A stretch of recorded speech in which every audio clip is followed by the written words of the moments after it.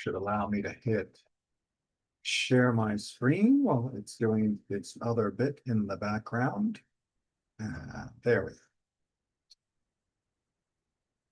The right window. Its corner. Expanded. Keep track of the comments people have.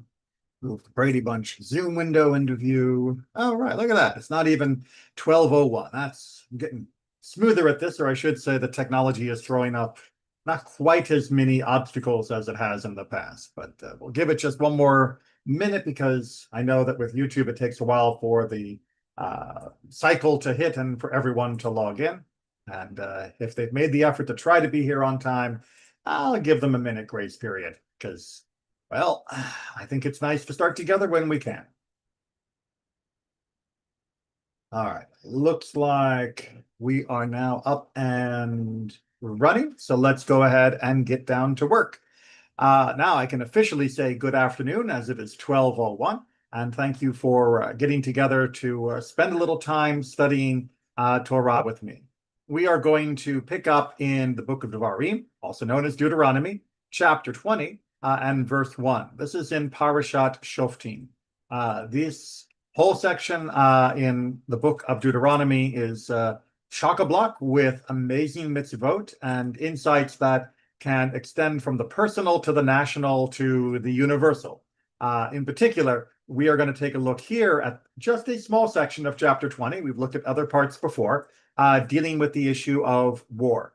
And, well, war is a terrible situation, but you might be surprised that the old dictum in English that all's fair in love and war does not apply in Judaism.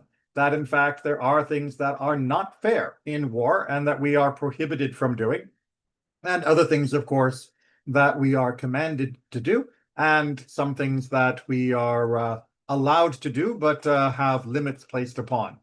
We're going to be looking at one part of that. The topic itself is far too extensive for a lunchtime conversation, but if you look at some of my other classes and sermons, you'll find a little bit more of the details on this topic of milchama, of war. Let's go ahead and begin here on chapter 20, verse 1. When you go out to battle against your enemies, and you see horses and chariots fighting people, many more than you, do not be overawed by them. For Adonai your God is with you, the one who brought you up from the land of Egypt.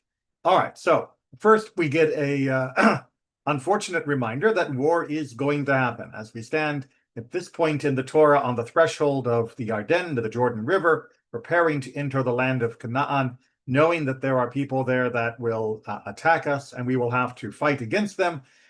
We know that war is going to happen. Our ancestors had already fought numerous battles up to this point. This was unfortunate. However, here we are starting off with a reminder to be of strong spirit, that we don't have to be afraid when we see a numerically superior foe, or even one with equipment that we lacked. Chariots were a long time coming for our own system of fighting, that if we were able to leave Egypt, then surely we can deal with this as well, because Adonai is there to support our efforts. Continuing on verse 2, and it shall be, when you draw near to the battle, the priest is to approach and speak to the people. So there is a special Kohen that is appointed to have the responsibility of giving the following address to the nation at the threshold of battle, beginning in verse 3, and say to them, Hearken, O Israel, or Shema Yisrael, as you might be more familiar with, you are drawing near today to battle against your enemies. Let not your heart be soft, do not be afraid, do not be in trepidation, do not be terrified before them. Recognizing that war is a terrifying experience. In the modern world, we tend to focus on the bangs and explosions and the whizzing of bullets as being terrifying, which they most definitely are. But ancient war, of course, meant coming face to face, literally, with an enemy where they were physically trying to kill you in particular. No anonymity of a bomb. This was another person trying to push a spear into your body, and you having to do the same. And often wars were won or lost on the cohesion of the fighters, on being willing to stand up against that kind of fear and causing the other side to break and run in terror. So first and foremost, we have to be strong against that. Verse 4, for Adonai your God is the one who goes with you to do battle for you with your enemies, to deliver you. Continuing the speech by the Kohen. Then the officials are to speak to the people, saying, so this is after the formal speech. Now we get into some nitty-gritty. Who is the man that has built a new house and has not dedicated it? Let him go and return to his house, lest he die in battle, and another man dedicate it. And who is the man that has planted a vineyard and has not made common use of it? Let him go and return to his house, lest he die in battle, and another man make common use of it. And who is the man that has betrothed a woman and has not taken her in marriage? Let him go and return to his house, lest he die in battle, and another man take her. So we are given 3 exceptions for battle. As an aside, although we're not going to dwell on this for today, these 3 exceptions are exceptions for a milchemet reshut, for an optional war, a war that is not part of the structure of the mitzvot, of the commandments. So in these cases, we have reasons to allow some people to return. If it is a milchemet mitzvah, if it is an actual commanded war, such as self-defense or the initial conquering of the land of Israel 3,000 years ago, then everybody is required, and everyone will be put into the most effective use for the community in order to defend or to prevail in those mitzvah type battles. And then in verse 8, we're going to see what might be surprising. And the officers are to continue to speak to the people. They are to say, who is the man, the one afraid and soft of heart? Let him go and return to his house, so that he does not melt the heart of his brothers like his heart. Like I said before, the fear that could seep into the soldiers and cause them to turn and flee would often be the deciding factor in a fight.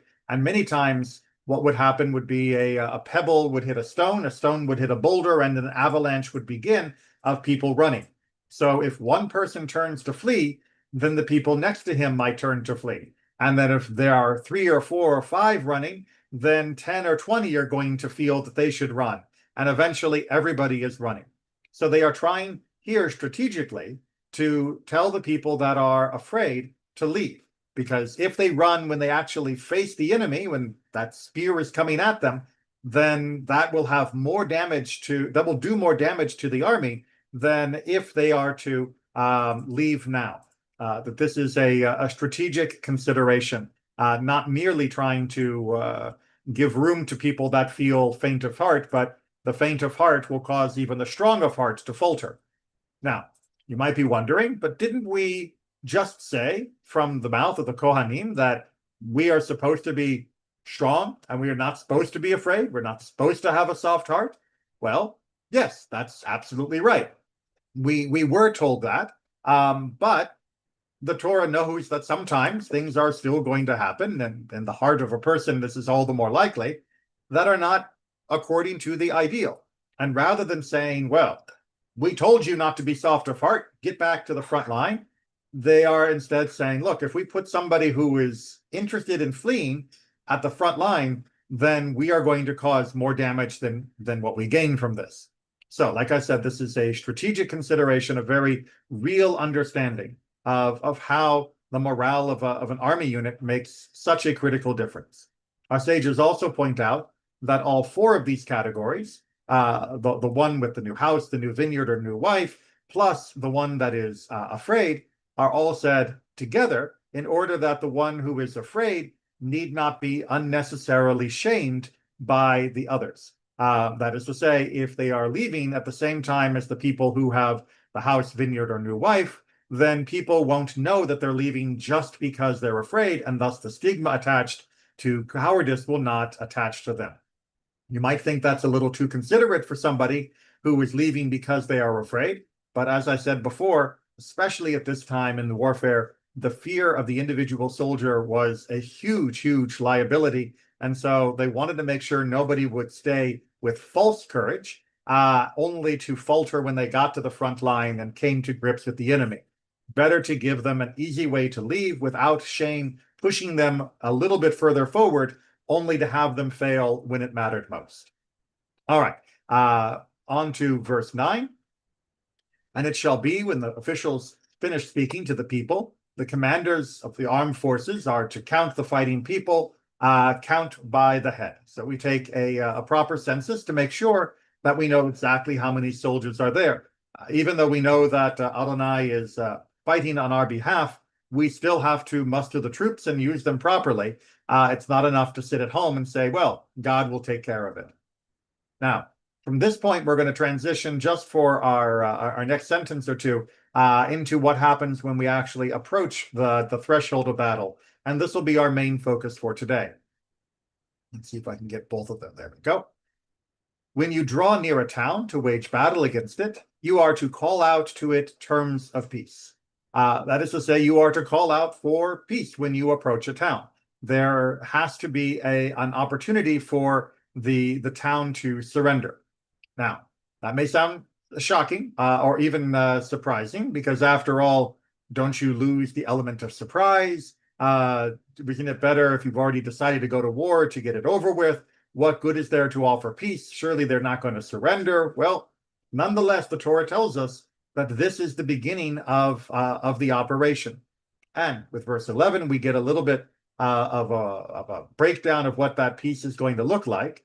And it shall be, if peace is what it answers you, meaning if they respond with peace and it opens its gates to you, meaning they are no longer entrenched in an aggressive posture, then it shall be that all the people that are found in it shall belong to you as forced laborers, and they shall serve you. So this becomes a tributary to the nation.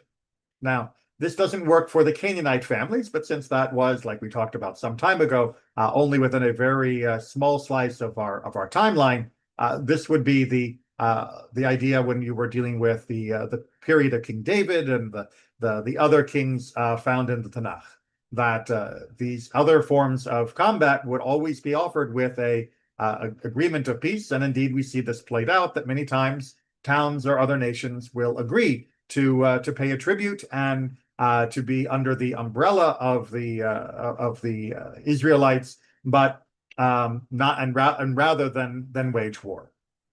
All right. Now, the question that we have to ask is this just a strategic idea? Like our discussion before of the person that is fearful and is in danger of running, do we say that this offer of peace is a strategic calculation? That when you show up, the people in the town are going to think, maybe we don't want to fight against them. There's a good chance they'll win. There's a good chance I may individually die. Let's just sue for peace. We'll become tributaries to them, but that ain't that bad compared to dying. Well, certainly there is that calculation. However, I think we are underestimating, if that's all we think this is, the value of shalom. Shalom is one of the words that is known by most Jewish people, even if they know very little Hebrew. And that is with good reason. It's not just because we wish each other Shabbat Shalom, a peaceful Shabbat, or the peace of Shabbat each and every Shabbat each week.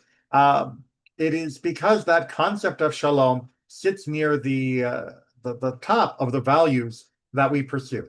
However, despite it being a well-known word, that doesn't mean that everybody understands what it actually means. We translate it as peace in modern English, but modern English has its own range of meanings when it comes to the word peace, which are not necessarily precisely aligned with the feeling of that word in Judaism. So we are going to dive into that concept of shalom, see what it can mean, and well, hopefully we'll get information that will help us not just for how we deal with wars, but also how we deal individually with the different issues in our own lives. So let's take a look at the war side of it a little bit first, beginning with Derech Eretz Zuta.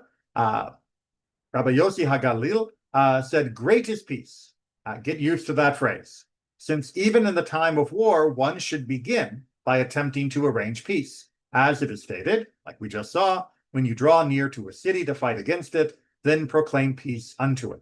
All right, so this is not just a strategic value, says Rabbi Yosef. This is a value of that's the right word.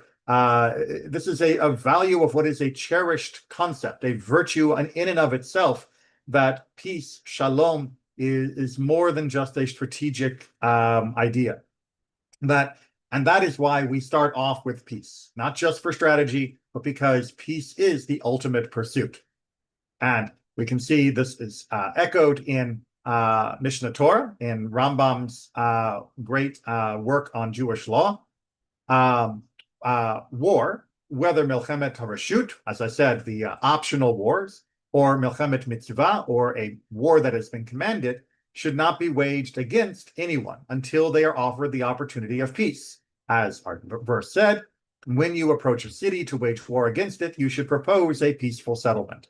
Again, this is a universal principle that peace has to be offered before war is waged.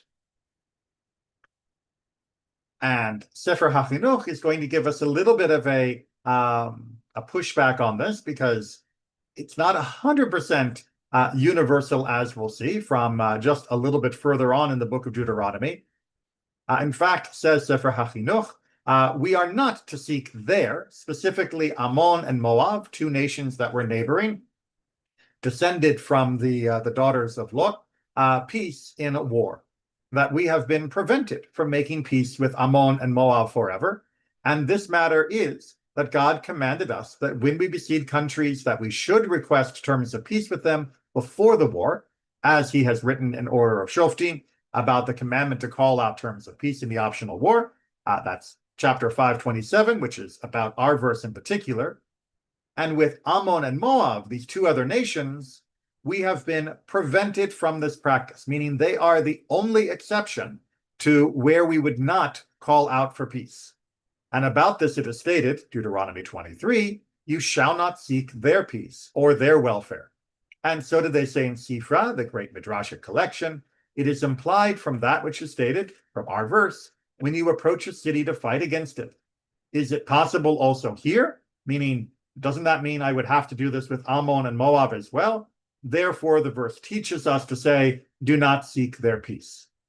All right, so this is one of those, you have a general rule and then you have a particular rule, and the particular comes to carve out a bit of an exception while leaving the general rule mostly intact, except for that one exception, meaning that it applies for everything else except where explicitly mentioned as a deviation from that rule.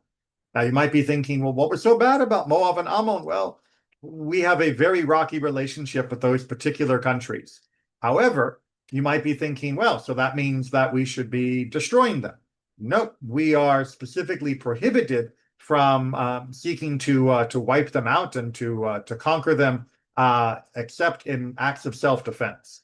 And this tension is one that I know will confuse a lot of people who tend to think of conflict as being you're my enemy or you're my friend. No, there are some that are, you're only my enemy as long as you want to fight me. If you don't want to fight me, then you just go into neutral territory, and I don't consider you friend or foe. However, I will point out that as much as we had a struggle with the nation of Ammon and Moab, the two different nations that came out of Lot, we do not have quite the same trouble with members of it. Most famously, of course, Ruth is from the nation of Moab, and Ruth is, of course, known as one of the primary ancestors of King David, and of course, through King David is one of the primary ancestors of the Mashiach, of the ultimate Redeemer. So it is not as though it is Moab and Ammon that are individually problematic, the individual members. It is the nations that we had this rough relationship with. All right. Now, that is sort of the specific dealings of this concept of peace. However, if we look into the Midrash Rabbah, the great collection of Midrashim, we will see that there is a section here taken from the book of Bamidbar, book of Numbers, that goes into great detail about the concept of peace and in a multiple forms of its ideas. So we will see more about war, but we will also see a lot more about the individual and the interpersonal that hopefully will give us our own understanding of this word shalom beyond what we have. So it is beginning with our verse from number 6, and may the Lord show favor to you and grant you peace. This is, of course, the very end of the priestly blessing. And as such, the fact that the priestly blessing finishes with the word shalom is considered exceedingly significant. If you go back to this entire section of Bamidbar Rabbah, all available on Sefaria, I keep telling you, follow your curiosity, you can see the rabbi's analysis of the rest of the blessing of the Kohanim as well. It is an amazing section and well worth the read, but we're just going to focus on that final word on peace. So we are also going to see, just as a little aside before we get into the content, that this is one of those places where you will find multiple rabbis from multiple generations weighing in, giving their own take on a particular topic. In this case, why grant you peace is such an important phrase. Sometimes they are specifically named. Sometimes they are just listed along with the other, rather their teaching is listed along with the others. So we are going to see many opinions. This does not mean that they are in argument. It doesn't mean that they are in tension. You should read this section as being cumulative rather than argumentative. All right, so with that aside, let's go ahead and get down to some of what they say. And grant you peace. Peace upon your arrival, peace upon your departure, peace with every person. So our first teaching, which is coming anonymously, is to make it very generic, right? When we say give you peace, we don't mean at a particular moment. We mean constantly, when you are leaving a place and when you are returning to a place. Those are two of the most difficult times in anybody's life, as I think most of us know. And thus, finding peace at those moments is of the greatest benefit. And the peace is not here said just with regards to the nation. The peace is meant to be given to each of us, to each person. So this is not merely a collective peace. This is not merely a no war kind of peace. This is a perfect form of harmony and goodness for each and every person at even the most difficult times in their life. Very nice statement, but I think we can get more specific and through more examples come to a better understanding. Rabbi Natan says, and grant you peace. Peace is the peace of the kingdom of the house of David. All right, so that again is cumulative. We're not trying to argue with our first opinion. We're adding another layer to it, that this peace should also be understood as being peace for the nation, not just the peace for each individual, but after all, if each individual has it collective, then collectively we have it for the kingdom. And we have a verse from Isaiah that gives us our support with abundant authority and everlasting peace upon the throne of David and upon his kingdom. So there, it seems to be focused on David. And so we want to make sure that we understand that peace for the kingdom is also meant by grant you peace, not just individually, but also collectively. Rabbi, which always means Rabbi Yehuda Hanasi, unless it's indicated otherwise, says, this is the peace of Torah. As it is stated, the Lord gives strength to his people. The Lord will bless his people with peace. All right, so Rabbi Yehuda Hanasi is switching it again. Again, take this cumulatively, not adversarially, that this is focusing on the peace that comes through our engagement with Torah, that is the ultimate blessing that God gave us, here seen in the quote from the end of Psalm 29, which we recite every Friday night, and also during the Torah service, which finishes with that great proclamation that God gives us strength and that blesses us with peace. And Rabbi Yehuda Hanasi is interpreting that to be focused on the peace that comes through the path of Torah. So now we have individual peace coming and going. We have national peace, such as the peace of the house of David, and we have peace that comes through our fulfillment of Torah itself. All of these are indeed a form of shalom. None of these are contradictory to the other types. Let's go on and see a little bit more how peace can be dealt with more personally. So, great is peace. I told you to get used to that phrase. As the Holy One, blessed be He, altered a matter due to peace. Now, alter a matter here is basically a euphemism for lying by omission. As it is stated, Genesis 18, when the promise of a child is being given to Abraham and Sarah, shall I indeed bear a child? But I have grown old. Now, what does it mean by altering a matter? Well, if we go back to that section, you'll see that Sarah was originally incredulous of this promise because both she and her husband were old. But when God is conveying what Sarah had said in private to Abraham, he leaves out that she also mentioned that Abraham was old. This is in order to prevent any conflict between Abraham and Sarah, between husband and wife, that God didn't feel it necessary to report exactly what Sarah had said, lest it either embarrass Abraham or cause him to lose his temper with his wife, or in some way create friction between husband and wife, because the peace of a house, the shalom bayit, is of huge importance in Judaism. Indeed, we see another example of similar type from the story that is the coming of the birth of Samson, this time in the book of Judges. Great is peace, as the angel that spoke with Manoach altered due to peace. He said to the woman, behold, you are barren and have not given birth. But he did not relate that matter to Manoach. So very interestingly, in that particular story, the angel appears to Samson's mother, but does not appear to Manoach, Samson's father. And when he appears to the mother, he gives her instructions. And then Manoach is like, well, I'm not sure. I wish I could see the guy for myself. And then when the angel appears, he speaks to Manoach in a slightly different form, much like the Sarah-Abraham issue, in order not to create any problems between Manoach and his wife. So again, this is a willful changing of phrasing in order to spare the feelings, or at the very least, create better peace between husband and wife. And to show how far that the tradition holds, how important that tradition holds, the matter of peace between husband and wife, the shalom bayit, the peace of the house, we finish with one of the greatest examples. Great is peace, as the name that is written in sanctity, the Holy One, blessed be He, said, let it be erased on the water in order to instill peace between a man and his wife. This is referring to the Sota ritual found in the book of Numbers, where a woman is suspected of adultery.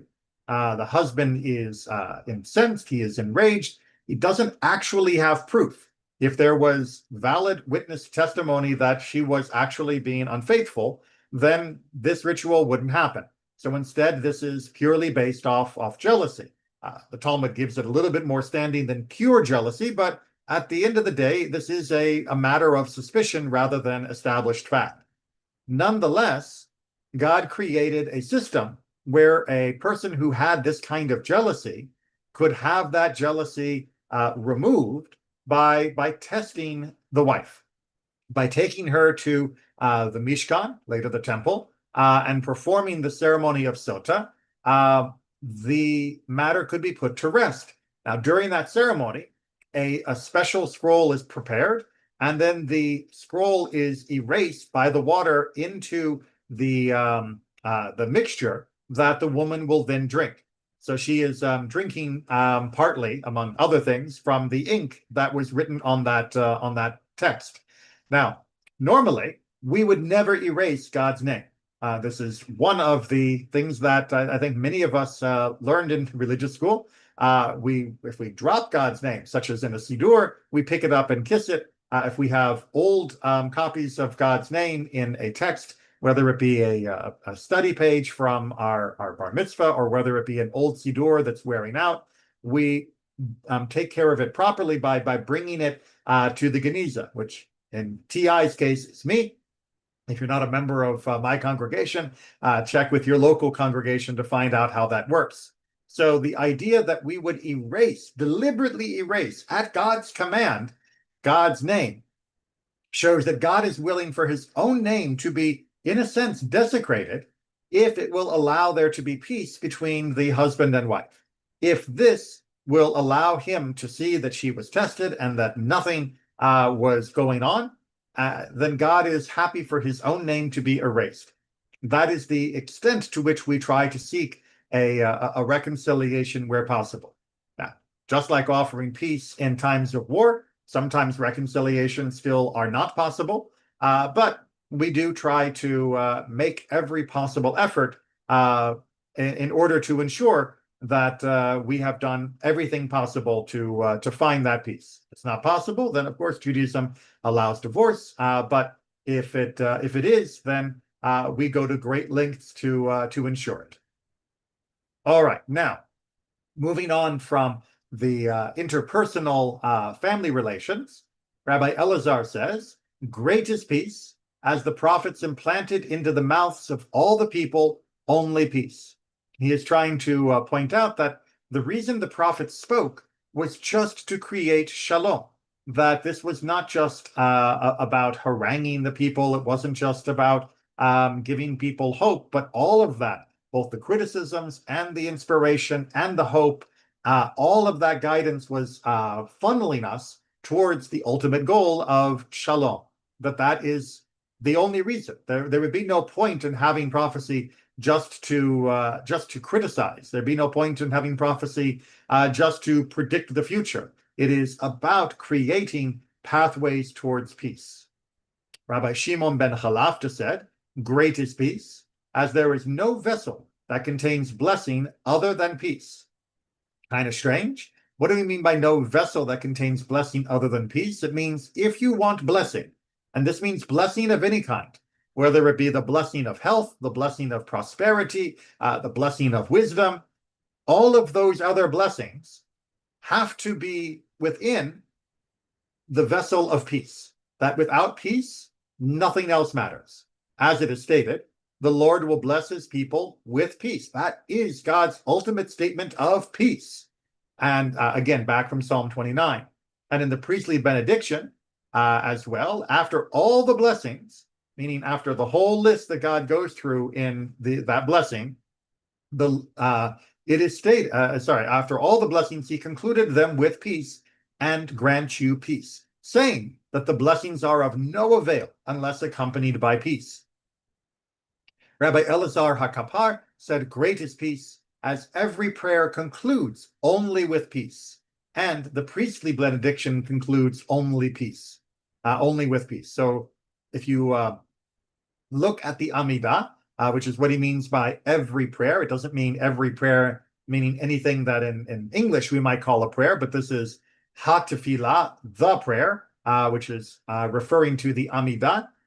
Every single time we pray, 3 times each weekday and 4 times on Shabbat and holidays, the last blessing of the 19 or 7, depending upon weekday or holidays, the last one is always going to be a blessing about shalom, a blessing about peace.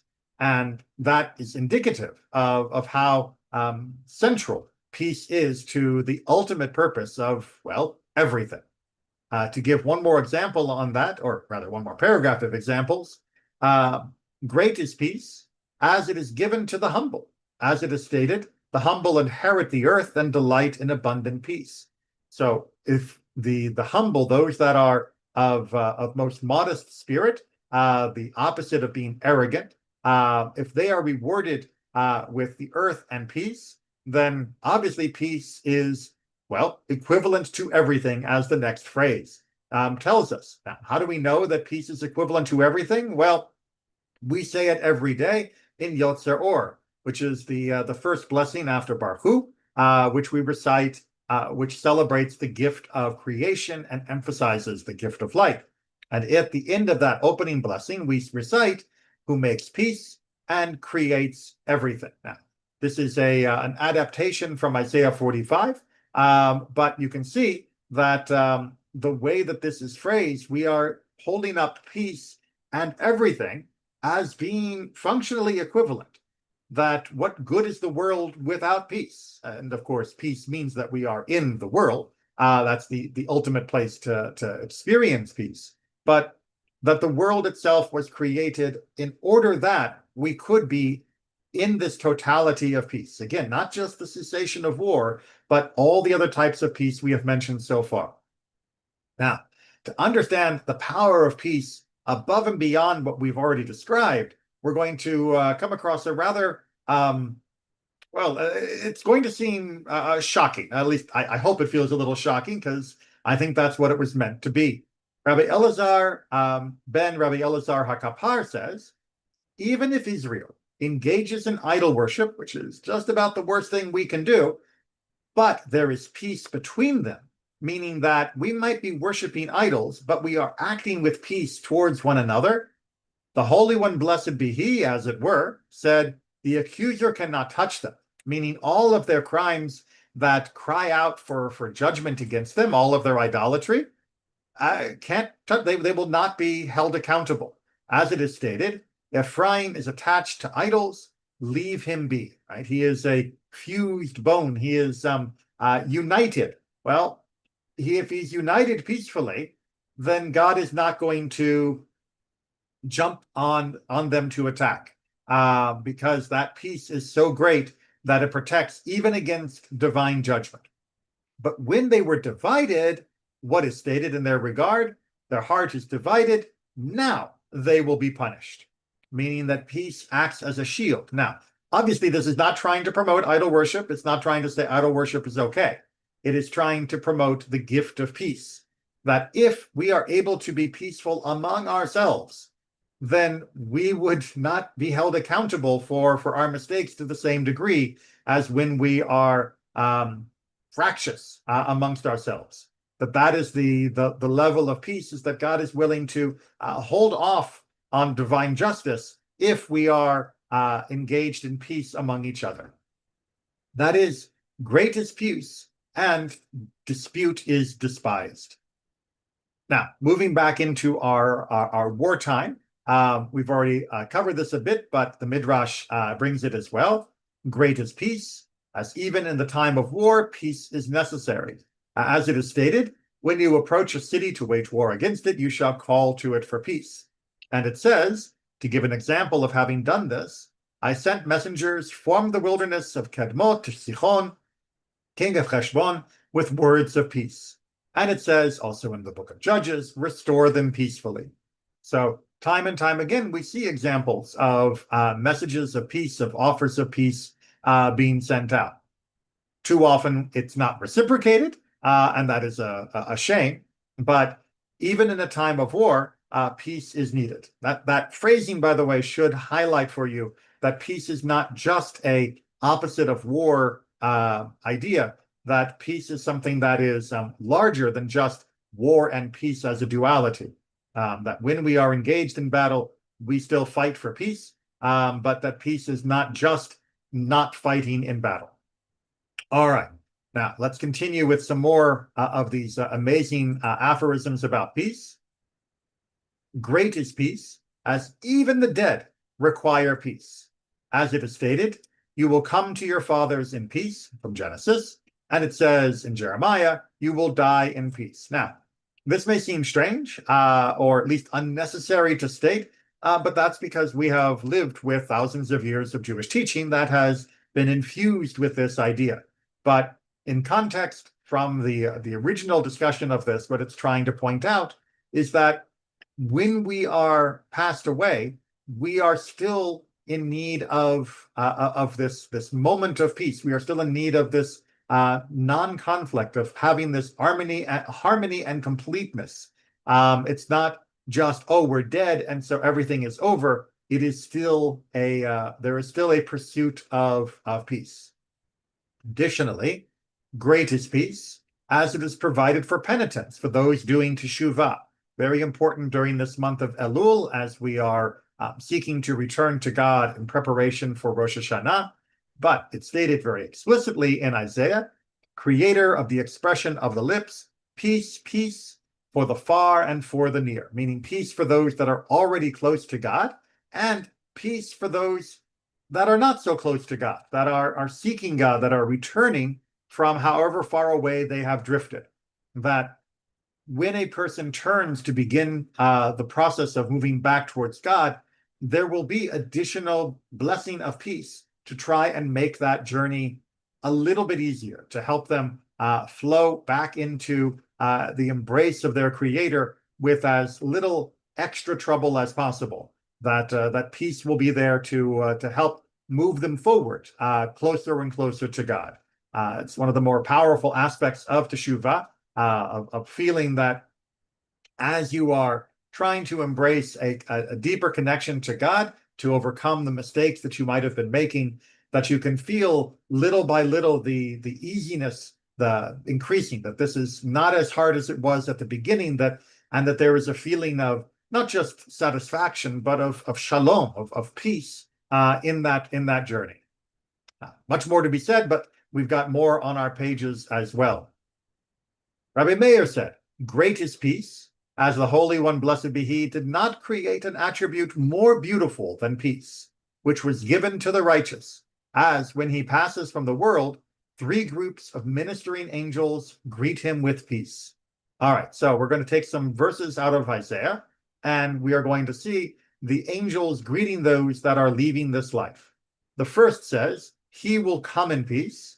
The second says, they will rest on their resting places, meaning in peace. And the third says, one who walks with integrity. To build on this, it is not sufficient for the righteous that their death is in the hands of the glory, as it is stated, the glory of the Lord will gather you, but they laud them before them with peace. He will come in peace. So this concept of shalom, I hope you're getting the feeling here, is not even something limited just to this world, but that in Judaism, we take this concept of shalom as being almost of transcendental quality, that it is something that our spirit experiences as a perfection that is attainable in some part in this world through the efforts that we create for peace, but also for our spirit in the world to come, Olam Haba. Now, we're going to continue on where lost my greatest peace opens all these paragraphs and my eye was skipping. Greatest peace, as the Holy One, blessed be He, did not create an attribute more beautiful than peace. Sounds familiar, right? And He withheld it from the wicked. So now we are getting the mirror side. In the first paragraph, we are giving it to the righteous. Now we are not giving it to the wicked. As when the wicked pass from the world, 3 groups of angels of destruction greet them. The first says, there is no peace. The second says, the Lord says to the wicked, and so on. And the third says, you will lie in suffering. You can see how these are opposites of what we saw in our first paragraph here. It is not sufficient for the wicked that their death is at the hand of destroyers. As it is stated, his soul approaches perdition and his life to the killers. And it says he will be driven from light to darkness. And it says, let their way be dark and slippery, with an angel of the Lord pursuing them. Right. It's not great, right? You live a wicked life and things are terrible. Needless to say, you don't experience even the trivial type of peace that people usually mean by that word. But obviously, you're not going to experience the deeper peace that we've been covering so far. But they vex them and say to them, there is no peace. You will lie in suffering. So there is this ultimate reversal that one will feel the peace torn away from them. It will be impossible to attain. Now, Judaism does believe, of course, in a period of judgment where a soul can finally make amends for the wrong that they had done. But this initial period, this initial passing is going to be, well, jarring isn't even quite covering it. This is going to be a wrenching ordeal for those that have lived a life of badness and who have done none of the work to try and remedy their mistakes. All right, let's continue with our next great as peace paragraph. Great is peace, as it is given as reward for the Torah and mitzvot.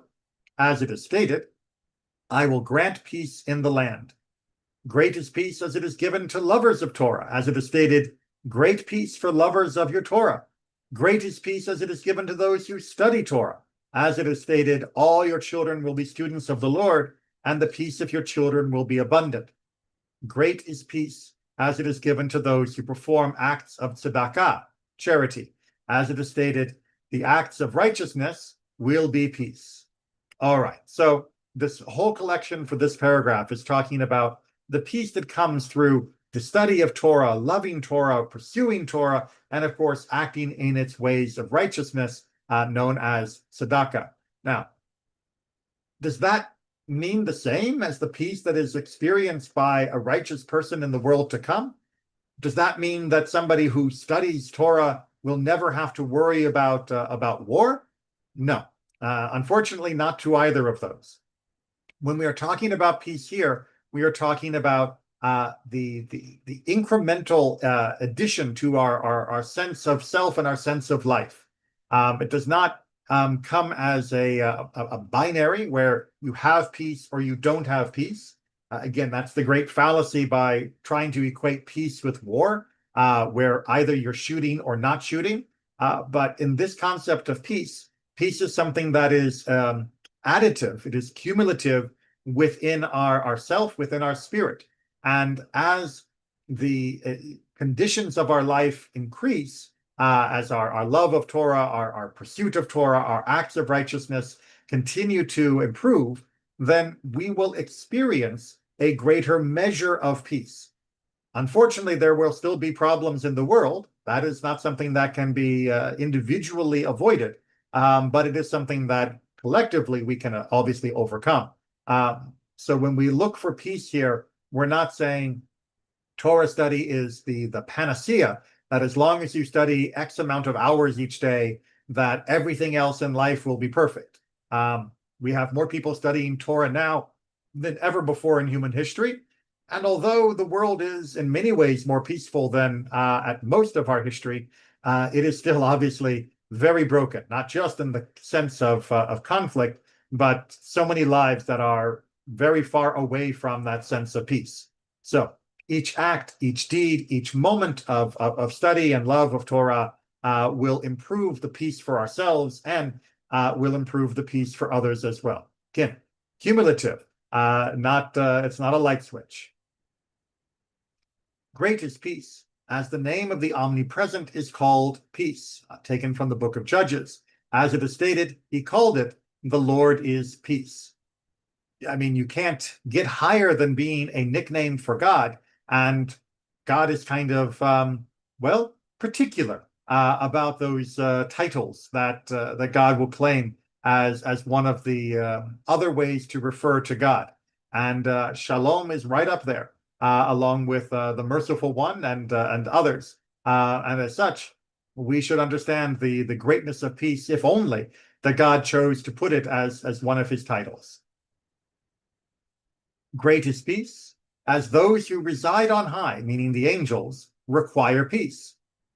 Strange sentence. What do we mean? Well, from Job, as it is stated, he makes peace in his heights. Now, this idea of making peace on high is something that is reflected each time we recite the Kaddish. The quote is taken from the book of Job. But the fact that there is peace in the heights, right, those among the angelic realm, that can teach us something about our world too. The matter can be inferred a fortiori, also known as kal v'chomer, meaning if in a place where there is no enmity and hatred, meaning among the angels, there's no anger, there's no hate, there's no jealousy, there's no acrimony, but all the same, they require peace. Well, if they require peace, all the more so for a place, meaning earth, where all these attributes exist, where there is enmity, hate, and all the other problems. So when we recognize that even the angels are in need of peace, then we can especially understand that we have to work tirelessly in order to pursue peace here. All right, let's go ahead and begin our wrapping this up with our final block. Rabbi Shimon would say, come and see that the attribute of flesh and blood is not like the attribute of the Holy One, blessed be he. Whenever we see this basar vadam, flesh and blood, as a antithesis of God, we are going to say, look at the way humans behave. Usually the way human royalty behaves, and usually it's very critical of them, and understand that we should not think of God as just being like a human king, only bigger and more powerful, that God is fundamentally different. God is not like your human kings. So in this case, let's see the difference. A king of flesh and blood, when he goes out to war, he goes with multitudes and legions. But when he goes to make peace, he goes alone. So the rabbis are recognizing when the army goes marching out to war, it's a huge deal, right? You've got thousands of people and all of the attendants and all of the people who are there to help feed the horses and everything. It's the king in all of his splendor and all of his glory and all of his power is all gathered for war. But when that same king decides to go to his neighbor to make peace, does he bring the signs of power and greatness as a way of showing the honor he's giving to the mission of peace? No. Kings of flesh and blood tend to find their glory in war more than they do in the making of peace. But the attribute of the Holy One, blessed be he, is not so. That's not the way God works. When God goes to make peace, God emerges with multitudes and legions, right? God comes with all of his troops to make peace more than to make war. Now, what are the verses that prove this? Well, we first go back to Job. He makes peace in his heights. And then it is written, is there a number to his troops? Meaning, literally in the next line from the book of Job, we are told that there is no end to the number of God's troops. And yet this line is coming right after a statement of peace, not after a statement of war. And it says, the chariots of God are myriads, thousands upon thousands of companies. My Lord is among them at Sinai in holiness. And it says, thousands and thousands serve him, and myriads upon myriads in the book of Daniel. But when he goes out to war, here's our contrast. God goes alone. As it is stated, the Lord is a man of war. He wages war with his name and does not require assistance. You think that's where God's glory is? You think that's where God's greatness lies, is in war? That is not the element of God's power. And it says, I have trodden a winepress alone. There is a metaphor for fighting against evil. Beloved is peace. As for all the deeds and meritorious acts performed by Abraham our patriarch, he gave only peace as his reward. As it is stated, you will come to your fathers in peace. Likewise, you'll find regarding Jacob our patriarch, who requested peace from the omnipresent, as it is stated, and I will return to my father's house in peace. Likewise, you find regarding Aaron, who was praised before the omnipresent only with peace. As it is stated, my covenant was with him, life and peace. Likewise, you find regarding Pinchas that he gave peace as his reward. As it is stated, behold, I am granting him my covenant of peace. Likewise, you find that Torah was analogized only to peace, as it is stated, and all its paths are peace. Likewise, you find that the Holy One, blessed be he, consoles Jerusalem only with peace. As it is stated, my people will reside in an abode of peace. Likewise, he exacted retribution from Ammon and Moab only by withholding peace from them. As it is stated, you shall not seek their peace or their welfare. Likewise, Israel is blessed each day with peace. as it is stated, and grant you peace, from the end of the priestly blessing, which is what we began with. This litany at the very end of the gift to Abraham, to Jacob, to Aaron as being, and Pinchas as being peace. Of what other gift would we need, and what good would any gift be without peace? And then to understand that that gift extends not just for them, but to Israel as a whole, and even in the converse, by saying that the worst thing we did was withhold this gift of peace from Ammon and Moab. He's trying to reinforce that this is the ultimate goal. This is the ultimate purpose. It is not just the Pax Romana, the peace of the Romans, where it was the peace of the dead, of who they had conquered, that this is the peace where each person is able to flourish. This is the peace where each person is able to feel the blessing. This is a peace that is not merely the waiting while sharpening the sword for the next attack. This is that fullness, that completeness, that harmony that God has been hoping, guiding, inspiring us to seek ever since we were first created. It has continued to elude us in its totality, but hopefully each of us continue to pursue it for some measure, for each individually, for our collective community, and working as we can in ways that will eventually bring peace as a universal blessing to all. Please, as I said before, go back, study even more than this is said about peace in so much of our tradition. It is just nothing is close to the level of importance as peace, because with peace, all blessings are made real. With that, I will wish everyone shalom, wish you all your own measure of peace for today, and hope that the peace that you feel you can spread to someone else as well. Take care, everyone, and be well.